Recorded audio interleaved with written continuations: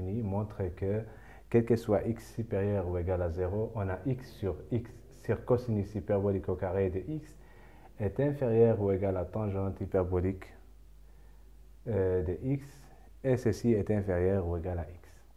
Alors, donc on va poser, donc soit, posons f de t est égal à tangente, d'accord? Donc c'est ça la fonction sur laquelle on doit appliquer le théorème des accroissements finis.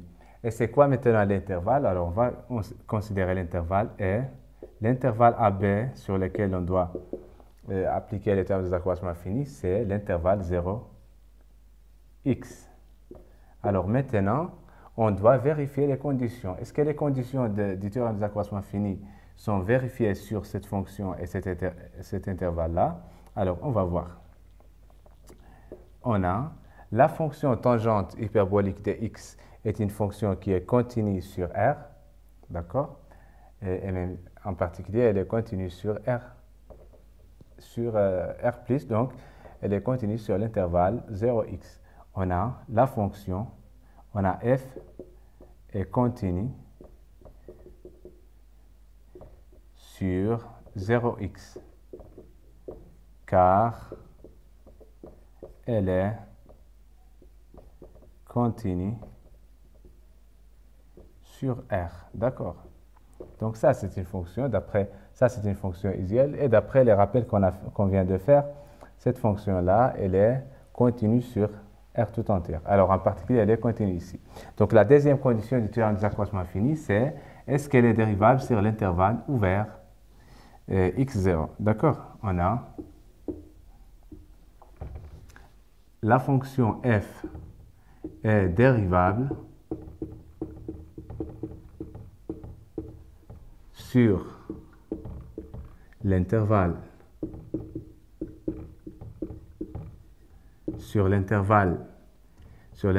0x. En fait, on a besoin seulement qu'elle soit dérivable sur l'intervalle 0x ouvert, mais elle est dérivable sur R tout entière en fait, donc en particulier, elle va être dérivable sur 0x ouvert, car elle est dérivable sur R. D'accord? Donc ça, c'est une fonction usuelle. Et on sait qu'elle est bien dérivable sur R tout entière. Donc en particulier, elle est dérivable sur l'intervalle 0x ouvert. Alors, d'après le théorème, donc on a bien les conditions du théorème des accroissements finis. Alors, d'après le théorème des accroissements finis, il existe un C appartenant à l'intervalle ouvert 0x tel que, d'accord? Tel que quoi? Tel que f' de C est égal à f de A, c'est-à-dire f de 0 moins f de x sur 0 moins x. D'accord? Sur 0 moins x. Sur 0 moins x. Et ça, c'est quoi? Donc, c'est ce qui implique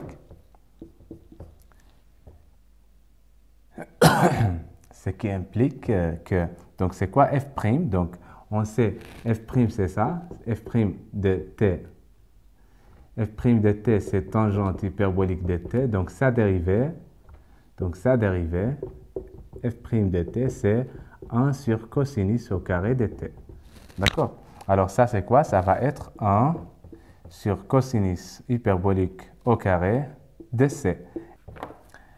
Alors, qu'est-ce que ça va donner? Donc, ça c'est quoi? F de 0, donc c'est 0 moins tangente hyperbolique de x sur x. Donc, qu'est-ce que ça va donner? Donc, on va amener ce x là, ici, et on va obtenir le tangente. Ici, moins x, d'accord? Ici, on a moins x.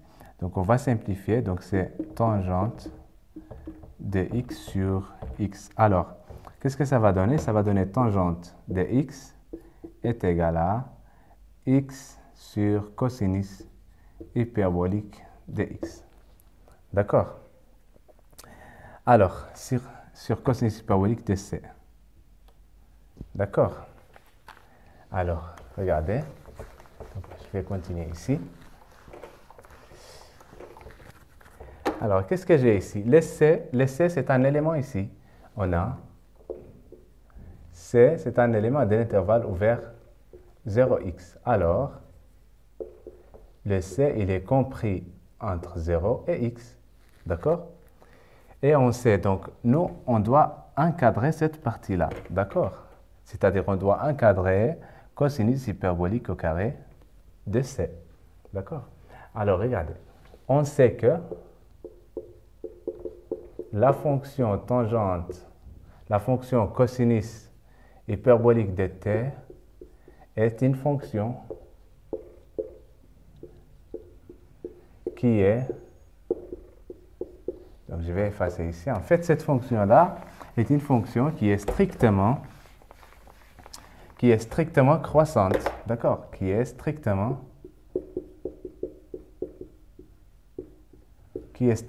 croissante sur R+. D'accord? Puisqu'elle est strictement croissante sur R+, alors quand on l'applique sur cette inégalité-là, donc on va obtenir alors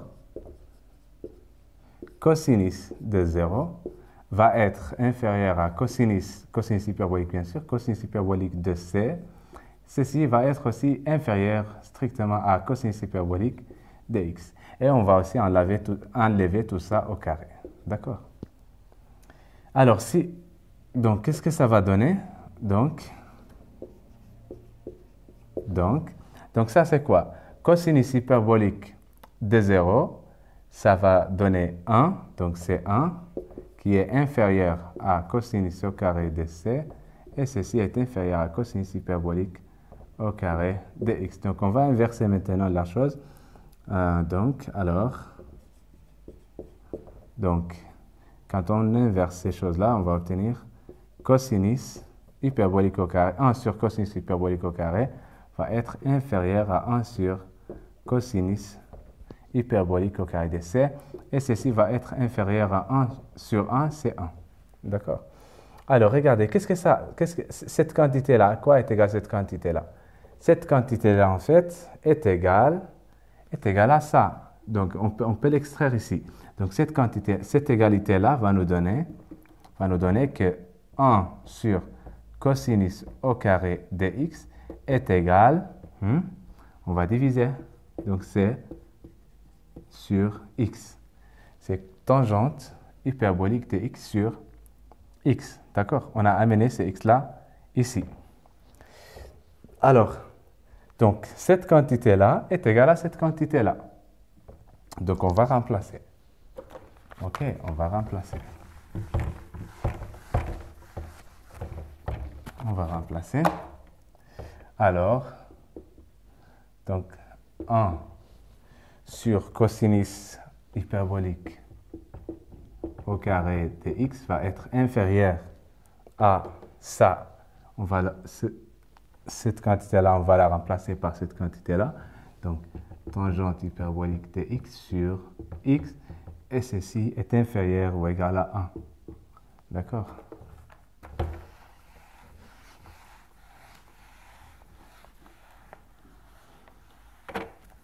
D'accord? Alors, qu'est-ce que ça va donner? Donc, on va multiplier par x. Donc, x, c'est une quantité qui est strictement positive, bien sûr. Donc, ceci est inférieur à tangente de x, et ceci est inférieur à x. D'accord? Ceci, quel que soit x strictement positif. D'accord? Alors, pour les x, en fait, on veut montrer l'égalité pour tout x supérieur ou égal à 0. Alors, pour x est égal à 0, qu'est-ce qu'on a? Cette quantité-là va nous donner 0 sur cosinus hyperbolique de 0, c'est 0. Cette quantité-là, c'est tangente hyperbolique de 0, et ça aussi est égal à 0, d'accord? Et cette quantité-là, c'est 0, d'accord? Alors, on a bien l'égalité, d'accord? Donc, au point x est égal à 0, on a l'égalité entre ces trois parties-là, d'accord? Alors, Donc l'inégalité est vérifiée. L'inégalité est large, bien sûr. Cette inégalité-là est stricte, quel que soit x, strictement positif. Alors, mais l'inégalité est large, quel que soit x supérieur ou égal à 0. Donc, finalement, quel que soit x supérieur ou égal à 0, x sur cosinus hyperbolique au carré de x est inférieur à tangente de x et ceci est inférieur ou égal à x. D'accord? Ce qui termine la question.